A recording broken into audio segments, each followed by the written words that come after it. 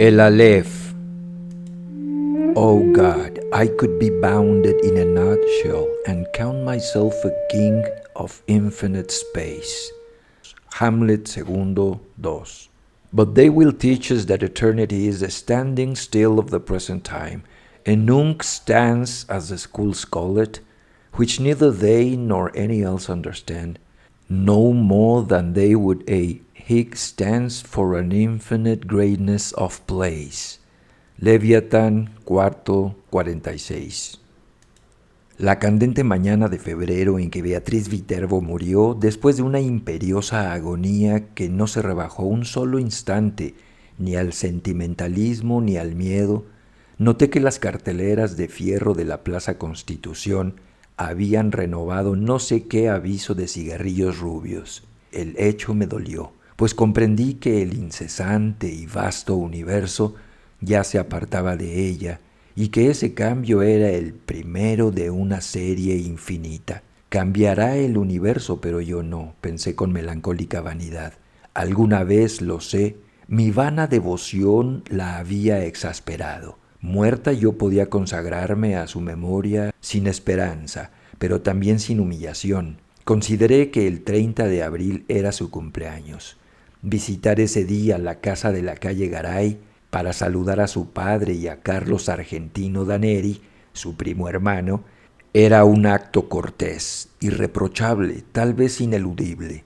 De nuevo aguardaría en el crepúsculo de la abarrotada salita, de nuevo estudiaría las circunstancias de sus muchos retratos. Beatriz Viterbo de perfil en colores, Beatriz con antifaz en los carnavales de 1921, la primera comunión de Beatriz, Beatriz el día de su boda con Roberto Alessandri, Beatriz poco después del divorcio en un almuerzo del Club Hípico, Beatriz en Quildes con Delia San Marco Porcel y Carlos Argentino, Beatriz con el pequinés que le regaló Villegas a Edo, Beatriz de frente y de 3/4 sonriendo, la mano en el mentón. No estaría obligado, como otras veces, a justificar mi presencia con módicas ofrendas de libros, libros cuyas páginas finalmente aprendí a cortar para no comprobar meses después que estaban intactos.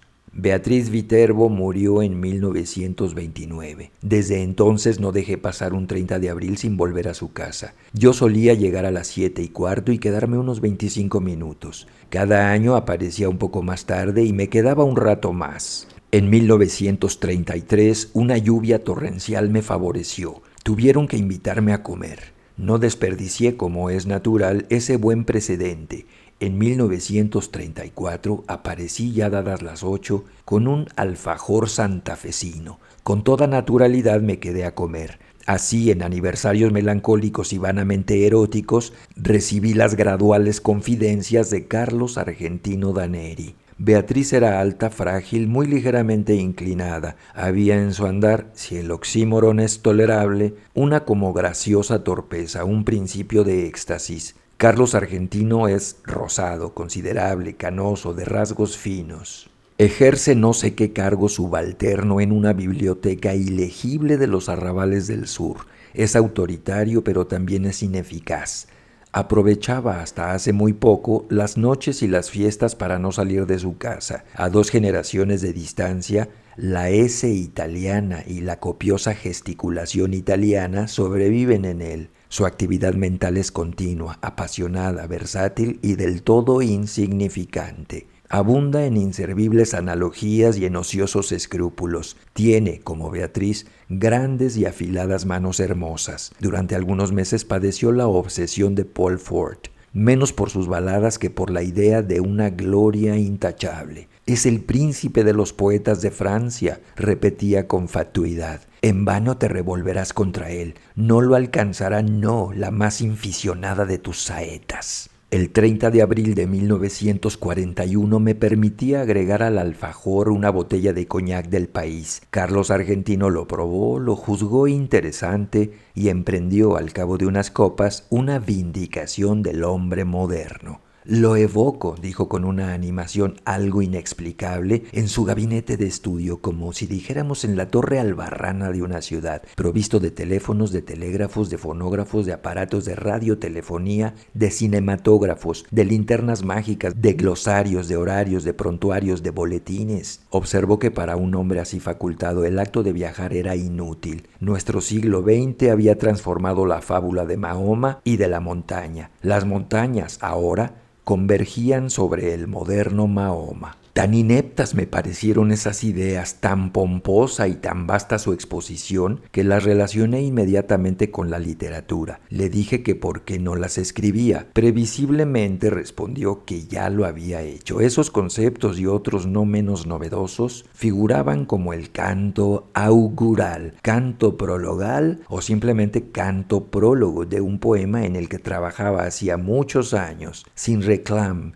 sin bullanga ensordecedora, siempre apoyado en esos dos báculos que se llaman el trabajo y la soledad. Primero abría las compuertas a la imaginación, luego hacía uso de la lima. El poema se titulaba La Tierra. Tratábase de una descripción del planeta en la que no faltaban, por cierto, la pintoresca digresión y el gallardo apóstrofe. Le rogué que me leyera un pasaje, aunque fuera breve. Abrió un cajón del escritorio, sacó un alto legajo de hojas de bloque estampadas con el membrete de la biblioteca Juan Crisóstomo Lafinur y leyó con sonora satisfacción. He visto como el griego, las urbes de los hombres, los trabajos, los días de varia luz, el hambre. No corrijo los hechos, no falseo los nombres, pero el voyage que narro es autour de ma chambre. Estrofa a todas luces interesante, dictaminó. El primer verso granjea el aplauso del catedrático, del académico, del helenista, cuando no de los eruditos a la violeta,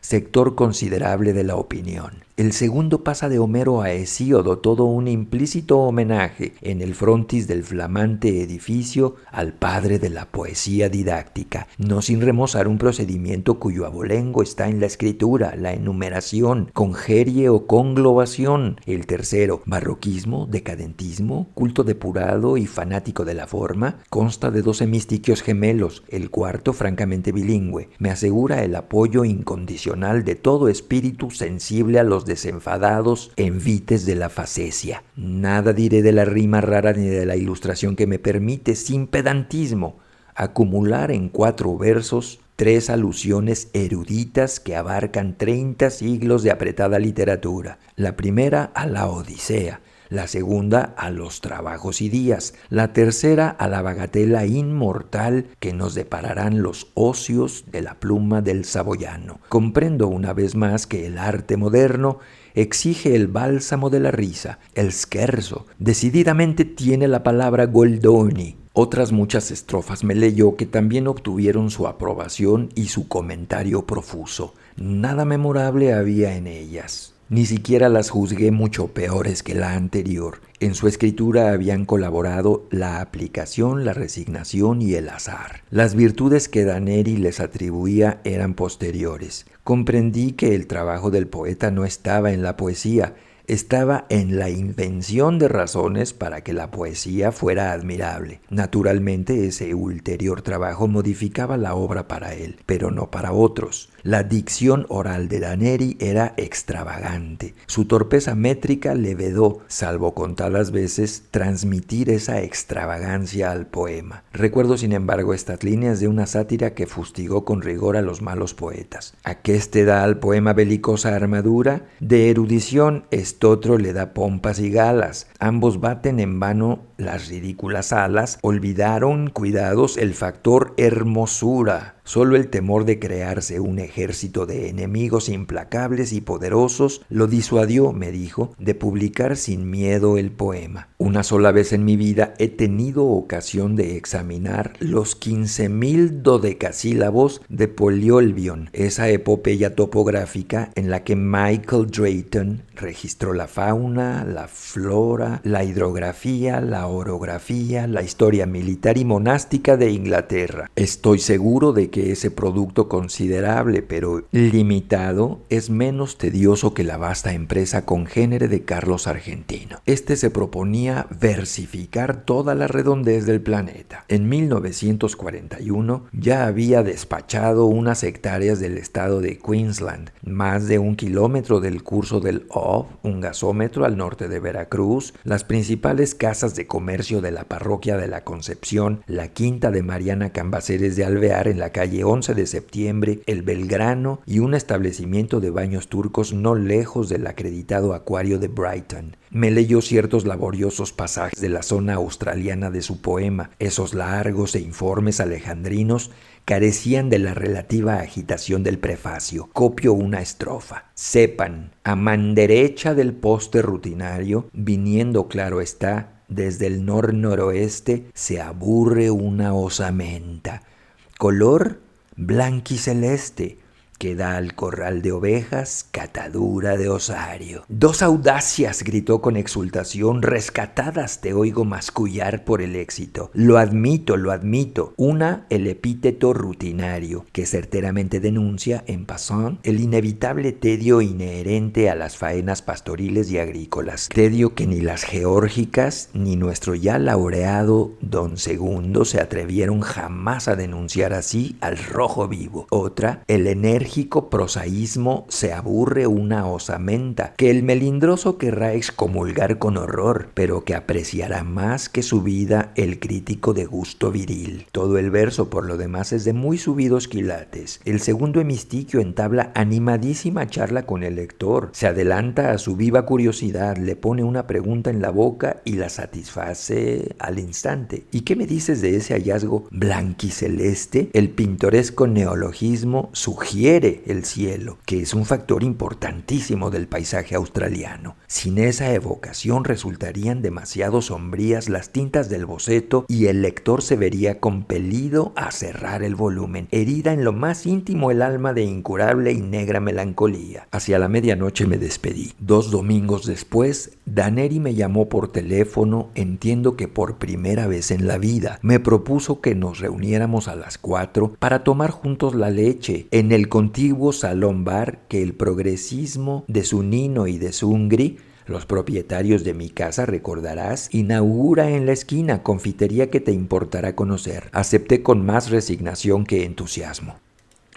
Nos fue difícil encontrar mesa. El salón bar, inexorablemente moderno, era apenas un poco menos atroz que mis previsiones. En las mesas vecinas, el excitado público mencionaba las sumas invertidas sin regatear por Zunino y por Zungri. Carlos Argentino fingió asombrarse de no sé qué primores de la instalación de la luz, que sin duda ya conocía, y me dijo con cierta severidad: mal de tu grado habrás de recordar que este local se parangona con los más encopetados de flores. Me releyó después 4 o 5 páginas del poema. Las había corregido según un depravado principio de ostentación verbal. Donde antes escribió azulado, ahora abundaba el azulino, azulenco y hasta azulillo. La palabra lechoso no era bastante fea para él. En la impetuosa descripción de un lavadero de lanas, prefería lactario, lacticinoso, lactescente, lechal. Denostó con amargura a los críticos. Luego, más benigno, los equiparó a esas personas que no disponen de metales preciosos ni tampoco de prensas de vapor, laminadores y ácidos sulfúricos para la acuñación de tesoros, pero que pueden indicar a los otros el sitio de un tesoro. Acto continuo, censuró la prologomanía de la que ya hizo mofa en la donosa prefación del Quijote, el príncipe de los ingenios. Admitió, sin embargo, que en la portada de la nueva obra convenía el prólogo vistoso, el espaldarazo firmado por el plumífero de Garra, de fuste. Agregó que pensaba publicar los cantos iniciales de un poema. Comprendí entonces la singular invitación telefónica. El el hombre iba a pedirme que prologara su pedantesco fárrago. Mi temor resultó infundado. Carlos Argentino observó con admiración rencorosa que no creía errar en el epíteto al calificar de sólido el prestigio logrado en todos los círculos por Álvaro Melián Lafinur, hombre de letras que, si yo me empeñaba, prologaría con embeleso el poema. Para evitar el más imperdonable de los fracasos, yo tenía que hacerme portador de dos méritos inconcusos: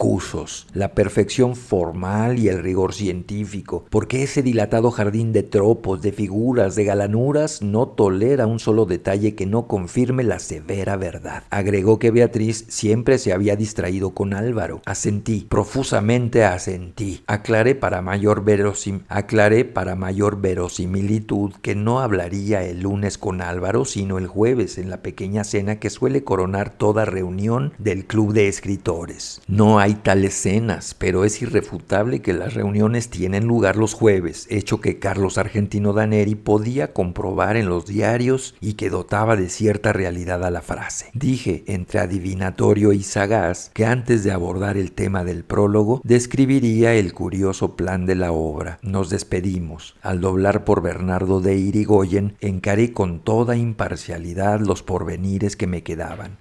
Hablar con Álvaro y decirle que el primo hermano aquel de Beatriz, ese eufemismo explicativo me permitiría nombrarla, había elaborado un poema que parecía dilatar hasta lo infinito las posibilidades de la cacofonía y del caos.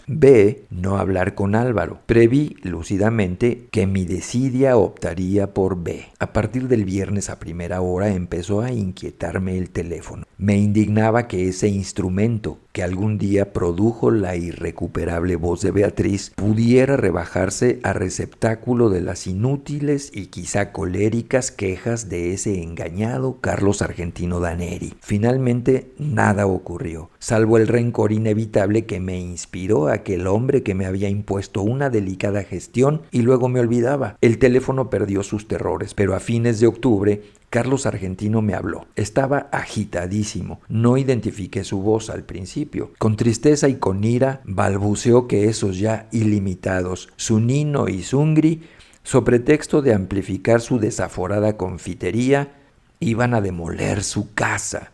La casa de mis padres, mi casa, la vieja casa inveterada de la calle Garay, repitió, quizá olvidando su pesar en la melodía. No me resultó muy difícil compartir su congoja. Ya cumplidos los 40 años, todo cambio es un símbolo detestable del pasaje del tiempo. Además, se trataba de una casa que para mí aludía infinitamente a Beatriz. Quise aclarar ese delicadísimo rasgo. Mi interlocutor no me oyó. Dijo que si Zunino y Zungri persistían en ese propósito absurdo, el doctor Zuni, su abogado, los demandaría ipso facto por daños y perjuicios y los obligaría a abonar 100,000 nacionales. El nombre de Zuni me impresionó. Su bufete en Caseros y Tacuarí es de una seriedad proverbial.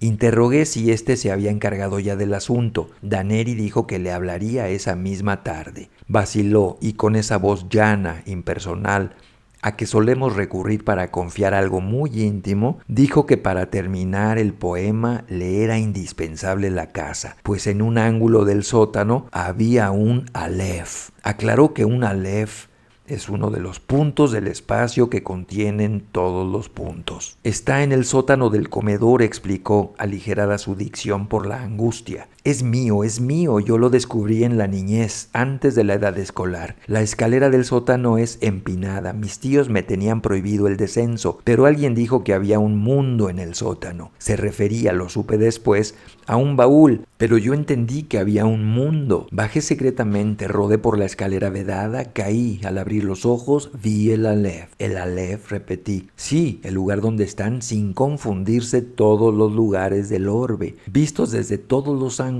A nadie revelé mi descubrimiento, pero volví. El niño no podía comprender que le fuera deparado ese privilegio para que el hombre burilara el poema. No me despojarán Zunino y Zungri, no y 1000 veces no. Código en mano, el doctor Zuni probará que es inajenable mi Aleph. Traté de razonar. ¿Pero no es muy oscuro el sótano? La verdad no penetra en el entendimiento rebelde. Si todos los lugares de la tierra están en el Aleph, ahí estarán todas las luminarias, todas las lámparas, todos los veneros de luz. Iré a verlo inmediatamente. Corté antes de que pudiera emitir una prohibición. Basta el conocimiento de un hecho para percibir en el acto una serie de rasgos confirmatorios antes insospechados. Me asombró no haber comprendido hasta ese momento que Carlos Argentino era un loco. Todos esos Viterbo, por lo demás, Beatriz, yo mismo.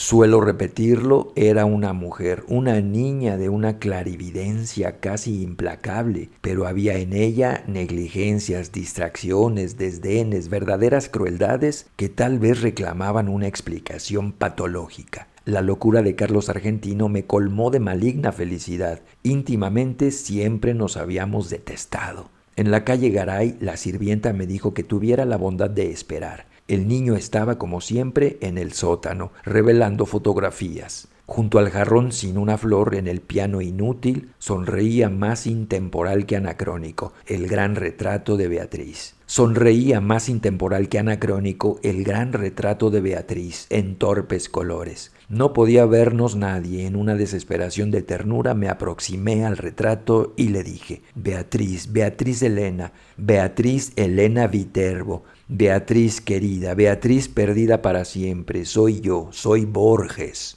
Carlos entró poco después, habló con sequedad. Comprendí que no era capaz de otro pensamiento que de la perdición de la Aleph. Una copita del pseudo coñac, ordenó, y te zampuzarás en el sótano. Ya sabes, el decúbito dorsal es indispensable. También lo son la oscuridad, la inmovilidad, cierta acomodación ocular. Te acuestas en el piso de baldosas y fijas los ojos en el 19º escalón de la pertinente escalera. Me voy, bajo la trampa y te quedas solo. Algún roedor te mete miedo, fácil empresa. A los pocos minutos ves el Aleph. El microcosmo de alquimistas y cabalistas, nuestro concreto amigo proverbial, el multuum in parvo. Ya en el comedor agregó: claro está que si no lo ves, tu incapacidad no invalida mi testimonio. Baja, muy en breve podrás entablar un diálogo con todas las imágenes de Beatriz. Bajé con rapidez, harto de sus palabras insustanciales. El sótano, apenas más ancho que la escalera,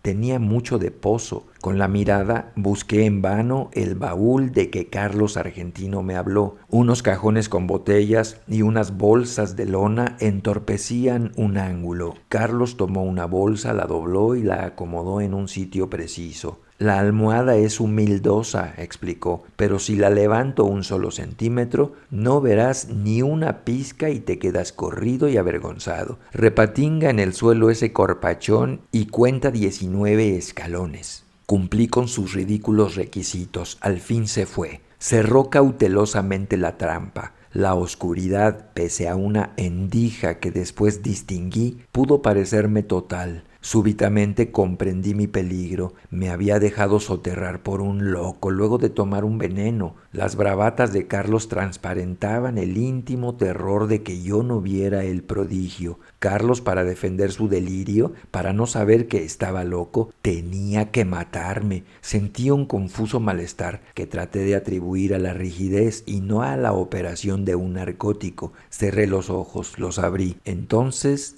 vi el Aleph. Arribo ahora al inefable centro de mi relato. Empieza aquí mi desesperación de escritor. Todo lenguaje es un alfabeto de símbolos cuyo ejercicio presupone un pasado que los interlocutores comparten. ¿Cómo transmitir a los otros el infinito Aleph que mi temerosa memoria apenas abarca? Los místicos, en análogo trance, prodigan los emblemas. Para significar la divinidad, un persa habla de un pájaro que de algún modo es todos los pájaros, Alanus de Insulis, de una esfera cuyo centro está en todas partes y la circunferencia en ninguna, Ezequiel, de un ángel de 4 caras, que a un tiempo se dirige a oriente y a occidente, al norte y al sur, No en vano rememoro esas inconcebibles analogías. Alguna relación tienen con el Aleph. Quizá los dioses no me negarían el hallazgo de una imagen equivalente, pero este informe quedaría contaminado de literatura, de falsedad. Por lo demás, el problema central es irresoluble. La enumeración siquiera parcial de un conjunto infinito. En ese instante gigantesco he visto millones de actos deleitables o atroces. Ninguno me asombró como el hecho de que todos ocuparan el mismo punto, sin superposición y sin transparencia. Lo que vieron mis ojos fue simultáneo, lo que transcribiré sucesivo porque el lenguaje lo es. Algo, sin embargo, recogeré. En la parte inferior del escalón, hacia la derecha, vi una pequeña esfera tornasolada de casi intolerable fulgor. Al principio la creí giratoria, luego comprendí que ese movimiento era una ilusión producida por los vertiginosos espectáculos que encerraba. El diámetro del Aleph sería de 2 o 3 centímetros, pero el espacio cósmico estaba ahí, sin disminución de tamaño. Cada cosa, la luna del espejo, digamos, era infinitas cosas porque yo claramente la veía desde todos los puntos del universo.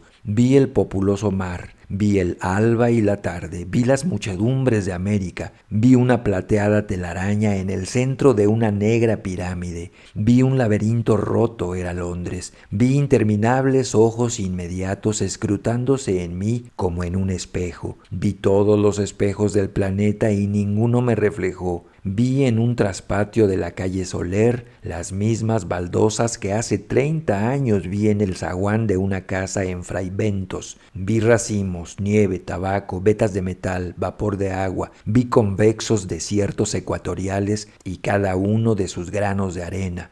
Vi en Inverness a una mujer que no olvidaré, vi la violenta cabellera, el altivo cuerpo, vi un cáncer en el pecho, vi un círculo de tierra seca en una vereda, donde antes hubo un árbol, vi una quinta de Adrogué, un ejemplar de la primera versión inglesa de Plinio, la de Philemon Holland. Vi a un tiempo cada letra de cada página. De chico yo solía maravillarme de que las letras de un volumen cerrado no se mezclaran y perdieran en el decurso de la noche. Vi la noche y el día contemporáneo. Vi un poniente en Querétaro que parecía reflejar el color de una rosa en Bengala. Vi mi dormitorio sin nadie. Vi en un gabinete de Algemar un globo terráqueo entre dos espejos que lo multiplicaban sin fin. Vi cabellos de crina remolinada en una playa del mar Caspio en el alba. Vi la delicada osatura de una mano. Vi a los sobrevivientes de una batalla enviando tarjetas postales. Vi en un escaparate de Mirzapur una baraja española. Vi las sombras oblicuas de unos helechos en el suelo de un invernáculo. Vi tigres, émbolos, bisontes, marejadas y ejércitos. Vi todas las hormigas que hay en la tierra. Vi un astrolabio persa. Vi en un cajón del escritorio y la letra me hizo temblar. Cartas obscenas, increíbles, precisas que Beatriz había dirigido a Carlos Argentino. Vi un adorado monumento de la Chacarita. Vi la reliquia atroz de lo que deliciosamente había sido Beatriz Viterbo. Vi la circulación de mi oscura sangre, vi el engranaje del amor y la modificación de la muerte, vi el Aleph desde todos los puntos, vi en el Aleph la tierra y en la tierra otra vez el Aleph y en el Aleph la tierra. Vi mi cara y mis vísceras, vi tu cara y sentí vértigo y lloré, porque mis ojos habían visto ese objeto secreto y conjetural, cuyo nombre usurpan los hombres, pero que ningún hombre ha mirado, el inconcebible universo. Sentí infinita veneración, infinita lástima. Tarumba, habrás quedado de tanto curiosear donde no te llaman, dijo una voz aborrecida y jovial. Aunque te devanes los sesos, no me pagarás en un siglo esta revelación. ¡Qué observatorio formidable, Che Borges! Los zapatos de Carlos Argentino ocupaban el escalón más alto. En la brusca penumbra, acerté a levantarme y a balbucear. ¡Formidable! ¡Sí, formidable! La indiferencia de mi voz me extrañó. Ansioso, Carlos Argentino insistía. ¿Lo viste todo bien? ¿En colores? En ese instante concebí mi venganza.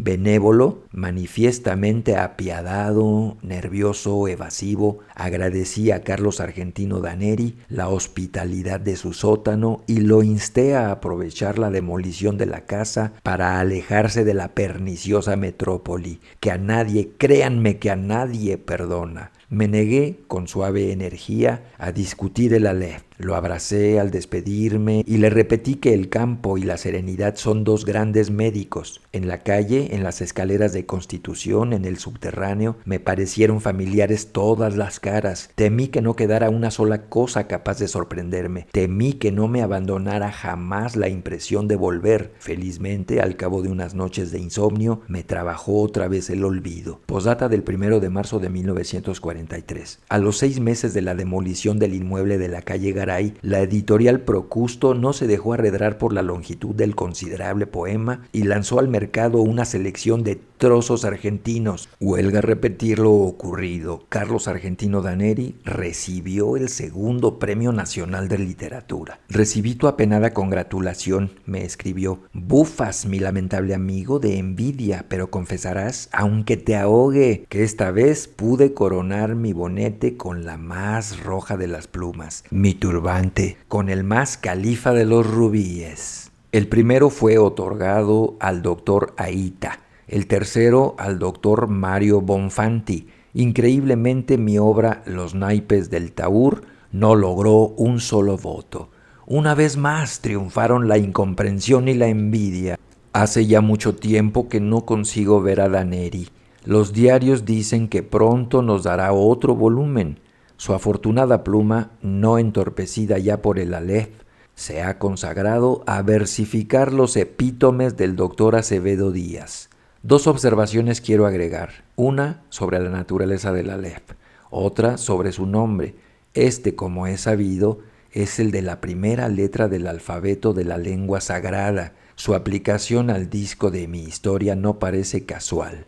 Para la Cábala, esa letra significa el En Sof, la ilimitada y pura divinidad. También se dijo que tiene la forma de un hombre que señala el cielo y la tierra para indicar que el mundo inferior es el espejo y es el mapa del superior. Para la Mengenlehre es el símbolo de los números transfinitos, en lo que el todo no es mayor que alguna de las partes. Yo querría saber, ¿eligió Carlos Argentino ese nombre o lo leyó aplicado a otro punto donde convergen todos los puntos en alguno de los textos innumerables que el Aleph de su casa le reveló? Por increíble que parezca, yo creo que hay, o que hubo, otro Aleph. Yo creo que el Aleph de la calle Garay era un falso Aleph. Doy mis razones. Hacia 1867, el capitán Burton ejerció en el Brasil el cargo de cónsul británico. En julio de 1942, Pedro Enríquez Ureña descubrió en una biblioteca de Santos un manuscrito suyo que versaba sobre el espejo que atribuye el Oriente a Iskandar su Alcarnain o Alejandro Bicorne de Macedonia. En su cristal se reflejaba el universo entero. Burton menciona otros artificios congéneres: la séptuple copa de Kai Khosrou, el espejo de Tariq Ben Sayyad. Encontró en una torre las 1001 noches 272 el espejo que Luciano de Samosata pudo examinar en la luna. Historia verdadera 1.26. La lanza especular que el primer libro del Satyricon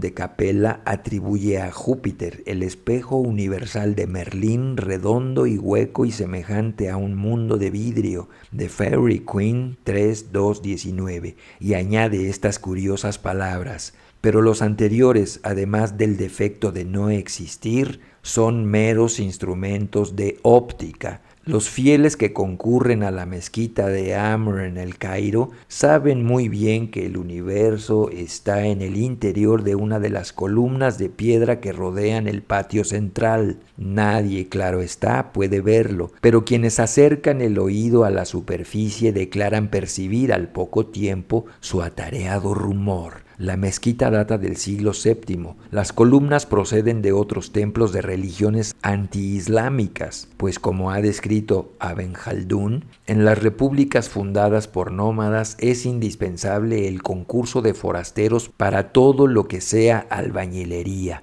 ¿Existe ese aleve en lo íntimo de la piedra? ¿Lo he visto cuando vi todas las cosas y lo he olvidado? Nuestra mente es poderosa para el olvido. Yo mismo estoy falseando y perdiendo bajo la trágica erosión de los años los rasgos de Beatriz. A Estela Canto.